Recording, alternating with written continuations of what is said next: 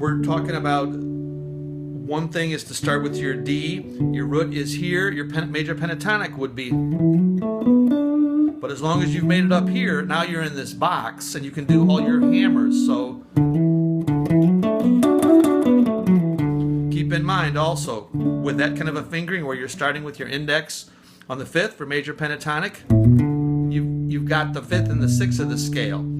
Make sure you don't, if you start here, you don't confuse it with an A scale. It's a D scale. So these can kind of precede and give you more stuff to do. But always hear that as the root. Getting back to this area here, one technique you really want to get is where you can, there's a few different ways to do this. What I'm going to do is hammer on the 5th. Now, I've got a rest stroke to where my pick is resting on the top of the 4th string, ready to hit strings 4 and 3. So rest stroke. But I'm not just picking this and my hand's up in the air. I'm resting on the 4th string. Another thing to do is to play that hammer and drag the pick across multiple strings. I'm doing the opposite of this. This was the rest stroke and adding the 4th and 3rd in later. This is dragging the pick across strings 5, 4, 3. You can extrapolate to, there's the hammer, pardon me, there's the rest stroke technique. Rest stroke, add notes, rest, add, rest. Here's hitting them all. Another thing the guy did, he's taking this, we've had that pair in place for the major kind of a chord with the root in the 6th and 1st.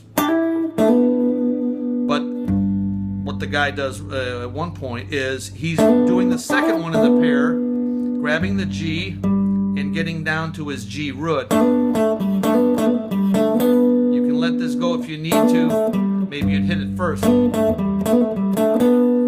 thing to do is when you're dealing with the sus, see if you can hit, I'm letting the 2nd string ring clearly even though we're now hearing strings 2 and 3. Not this. We don't want this to mute that 2nd string. We can still hear that note after all that.